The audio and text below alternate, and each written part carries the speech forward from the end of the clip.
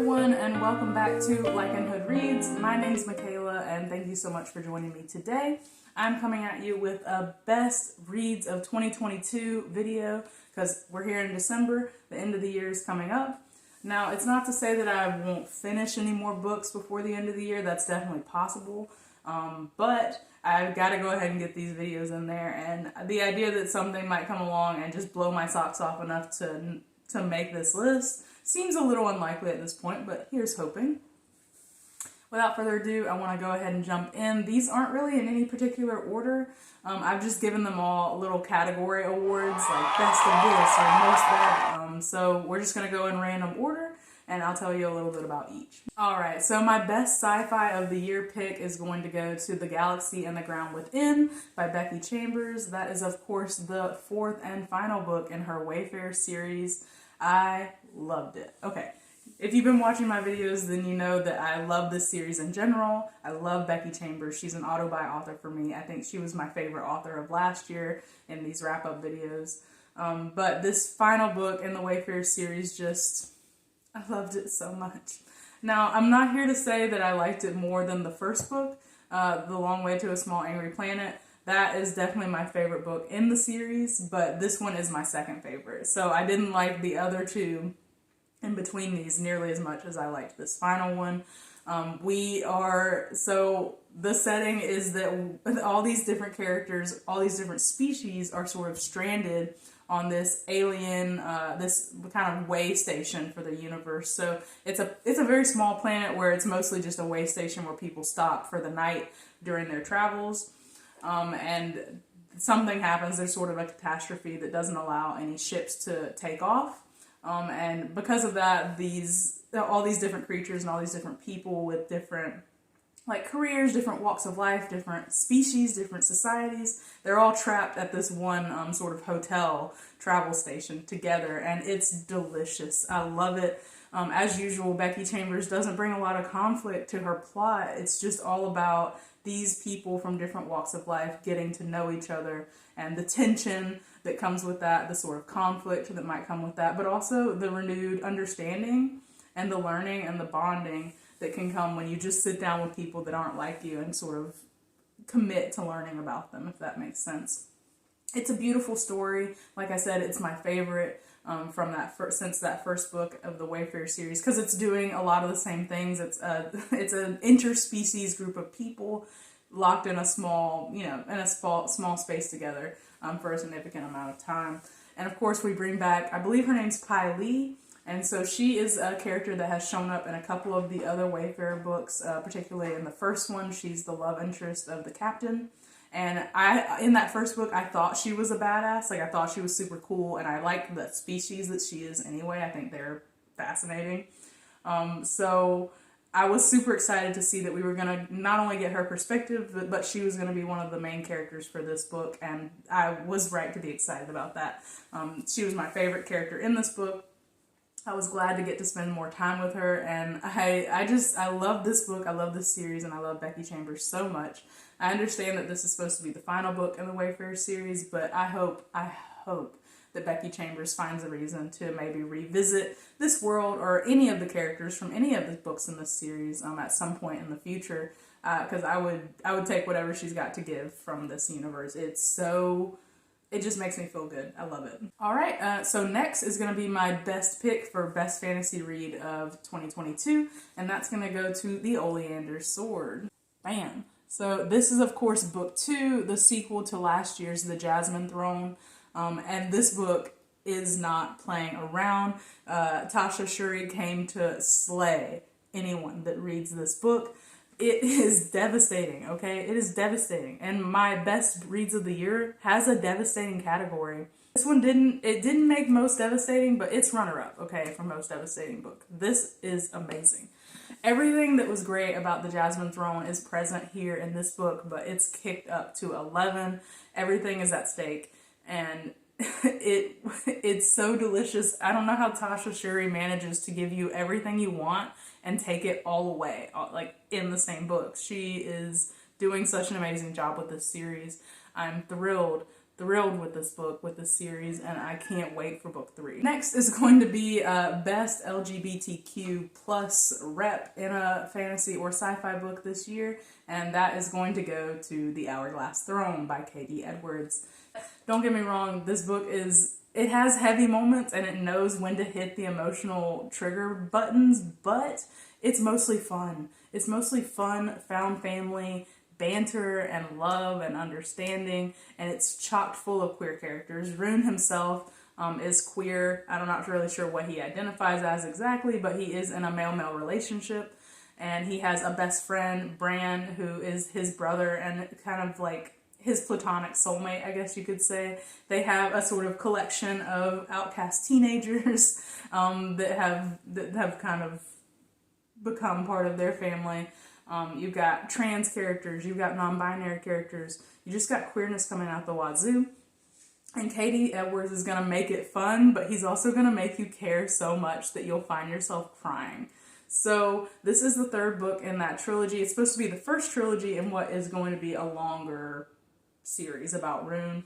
I think there are supposed to be like 10 books or something, but this is the 3rd one, and it is sort of the climax to this first section of that series that he's doing, and it delivers on all the fronts. So at this point, we've got a lot of established character relationships and character dynamics, and so this is just all about that coming together and a beautiful explosion of emotion and fun and gayness, and I love it. I love this series. I think you'll find a lot of love for it online.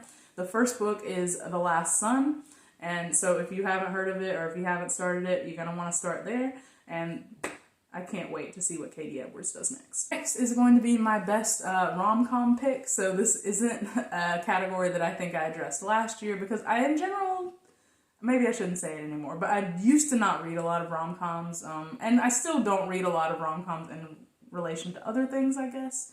But I did end up reading a lot this year just because I was super excited about the abundance of queer content that we were getting, queer adult rom-coms instead of just queer YA rom-coms, which have been popular for the last several years.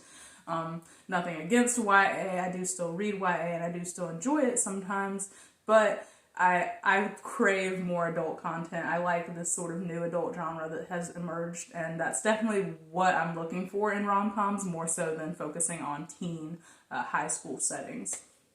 So, all that is to say that my pick this year for my favorite rom-com that I read, so that's going to be Mistakes Were Made by Meryl Wilsner, I believe is how you say her name.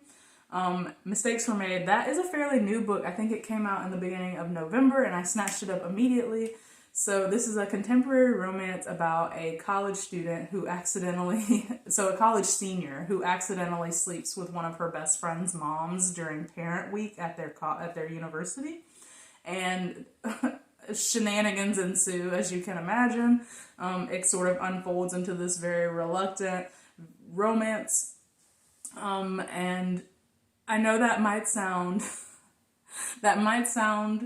like tropey and typical, but it actually subverted a lot of my expectations. I mean, because part of the reason I don't read a lot of romances or a lot of rom-coms is because I feel like they're full of miscommunication, sort of a lot of unnecessary miscommunication and just sort of manufactured drama. But this book didn't feel that way at all. Like, the conflict, the issue that the characters are dealing with, right, is quite genuine. That they accidentally have had this one-night stand with someone inappropriate, but they still find themselves attracted and drawn to that person more and more so the more time that they spend together. And I just felt like all of the dynamics and all of the conflict and all of the problems were handled in a really mature way while still maintaining the natural drama of that situation. So I guess I was just impressed that it didn't feel faked, it didn't feel manufactured. All of the drama felt real and necessary and like a thing that would actually happen rather than just the characters being stupid or just miscommunicating or being emotionally immature. Instead, we're getting these emotional responses to a difficult situation, and we're getting a lot of cuteness. I don't want to make this book sound heavy. It is a rom-com. There is a lot of cuteness. There is a lot of smut, a lot of steamy smut. And I loved the main characters, both of them, a lot. And I really liked their dynamic, and I just sort of enjoyed the way that the plot ultimately unfolded.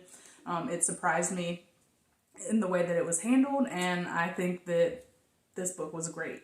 Loved it. It was fun to read. I loved every minute of it, and when it was over, all I wanted was to keep reading. I wanted more time with the characters. So yeah, that gets Best Rom-Com of the Year. Moving right along, my next category is Best Binge Read this year. So I had a couple of options because there were 2 or 3 series that I binged this year, but I ultimately settled on The Memoirs of Lady Trent by Brennan. This is the series that starts with A Natural History of Dragons. So I read this entire series and the sort of spin-off sequel. So that's 5 books in total by this author in this world. This year I read them all on audiobook. It's a fantastic audio performance by Kate Redding. I highly recommend reading it that way. Just because it sort of lends to the format of the narrative, but they're really well done in audiobook, and I think it works well. But I read all of those. I had a very difficult year, especially towards the beginning of the year back in the spring, and I would fall asleep reading these books. I was reading them constantly when I was driving or working. They kind of became a little bit of my comfort during that time period, and so I am very attached to them, obviously, at this point. They mean a lot to me for that reason, but in general, I think it's a great story. Next is going to be my most unexpected pleasant surprise of this year is going to be Girls Can Kiss Now, Essays by Jill Gilowitz. This is one of the few nonfiction books that I read this year, and I absolutely love it. Just look at this cover. I read it on audiobook. I found it just sort of randomly, and I'm so glad that I did, because these essays, it felt like they were made for me in a lot of ways, which I think is at least what I normally look for when I go looking for nonfiction, or essays in particular. I'm looking for something so niche, something that's just going to hit me in a very specific, particular way. And this was definitely the case with Girls Can Kiss Now. Jill Gilowitz is a sapphic millennial from she grew up in the 90s. She writes a lot about the media and the characters in movies and books that influenced her as a child and and as a teenager and as someone discovering their sexuality and dealing with the fallout of their sexuality. And there was just so much in this book that I was like, yeah, yes, Jill, you're right. That's exactly how I used to feel, that's exactly how I feel now. These are the things that I'm excited about or afraid of. And I felt that this was so relatable and so fun to read too. Jill obviously shares a lot of herself, a lot of personal stuff, some of which is very heavy, some of which is serious, but others, overall, I just found the entire thing to be endearing and relatable, and it just felt very nice to be understood, I guess, is what it comes down to. It's a fantastic book of essays. It's not very long. I believe Jill reads the audiobook herself, and I would highly recommend that because it was a great read. It was one of my favorite reads of the year, and I don't say that about nonfiction. So next is going to be my most devastating read of the year, and that, of course, goes to The Empire's Ruin by Brian Staveley. So The Empire's Ruin is a continuation of Brian Staveley's fantastic Chronicles of the Unhewn Throne trilogy. This is taking place in the same world as Chronicles of the Unhewn Throne, with some of the same characters mostly side characters that we've come to know from that original trilogy. I personally loved the Chronicles of the Unhewn Throne when I discovered them, so I was thrilled to see that Brian was going to be continuing on with that world and with a character, this is Gwenna, whom I love, with a character that I felt like really stole some of the spotlight in that original trilogy to not be a POV character, and now here she is finally getting her own story. Now, I'm glad that Staveley decided to give Gwenna her own story, but you know what? He tortures her throughout the entire thing. He makes her work for her own story, okay? This book is devastating, and it is heavy. Her story that had me in a chokehold, okay? So the world in which this takes place is brutal, and Gwenna has to go on this sort of, in the very first chapter, Brian Staveley just ruins everything. he just destroys everything that you care about. But for now, I gotta say, if you liked Chronicles of the Unhewn Throne, this book is going to blow you away. Because I personally enjoyed this book more than any of the books in the original trilogy, because I like pain, I guess. Next, I'd like to talk about Silver Under Nightfall. This book gets my best cover of the year. This is a book, I believe it came out in August, and look at this cover. It's fantastic. What's fantastic about it, even more so, is that this cover perfectly encapsulates what you're gonna get from this book. You're gonna get blood, and sex, and mayhem, and vampires, and banter. Oh god, the banter. It's so much fun. This cover, when I first saw it, I thought it was a graphic novel cover just because of how beautiful and vibrant it is. Like, this artwork, this style is fantastic. But it all comes through in the narrative of the book. So the premise of the book is that it takes place in a fantasy world in which it's very aristocratic, and we share the world with an aristocracy of vampires. So it's sort of this diplomatic political situation going on between the vampires and the humans that we have to interact with. And our main character, Remy, he is a vampire hunter. But he's a little bit of an outcast among his own kind, and so due to a lot of political shenanigans, he ends up teaming up with a vampire count and a countess. So this vampire couple who are hot as hell for him. They're so thirsty, and Remy spends the whole book not being able to understand why they want him. But so there's a lot of great things to enjoy here. There's vampires, there's a lot of action, there's political intrigue, but the blossoming polyamorous relationship between the three main characters is really what you're here for, and it's going to deliver. It's going to deliver on all the fronts. I really hope that we get more. I don't know if we're going to get like a sequel, if this is part of a series, or if it's just a standalone, but I think I would love to see more, not only of this world, but of course of this character and of this throuple. Pretty much pick it up. You just got to read it. It's one of the few books, I think, that just delivers on all of its promises in a way that I find very satisfying. Next is going to be your favorite character or your favorite protagonist that you read this year, and this was a difficult question for me. I just ended up having to pick one, right, that I liked a lot, because of course I love Gwenna from The Empire's Ruin. I also love Rune from The Hourglass Throne. I had a lot of good options, but I ultimately chose Winter Ihernglass from The Shadow Campaigns by Django Wexler. This is another series that I read almost all of this year. I started it this year, and then I'm on the final book. I don't know if I'll finish it before the year is over, but it's got 5 books in it, and I read all of them this year. So Django Wexler's Shadow Campaign series takes place in a military fantasy world, very reminiscent of like the Flintlock sort of fantasy era. So Winter Ihernglass is a female soldier who is queer, who is hiding in the army at the beginning of the series. She's hiding her gender and disguising herself as a man at the beginning, and running away from a dark past where she lost the love of her life. So throughout the series, you're following Winter as she, struggles to conceal her identity, struggles with a lot of the political stuff that is affecting this army that she is a part of, and battles the forces of darkness as the series continues on and the plot kind of fills itself out. But throughout this, you're watching Winter's rise, her sort of rise through the ranks, because at the beginning, she starts as just sort of a grunt, like a ranker, lowest level, and the kind of initiating incident in this book is her promotion to sergeant. So you're watching as she grows, as she becomes sort of this amazing soldier and this amazing person, but also the ups and downs of everything that's happening in the world affecting her. And I just love Winter. I love her. I love what Django Wexler does with his female characters, particularly his sapphic female characters. I think he's fantastic at writing these relationships, and I love Winter. She's my favorite thing about this series, but there is a lot to enjoy about it. Okay, last but not least, and this shouldn't be any surprise, but my new favorite author this year is going to be Django Wexler.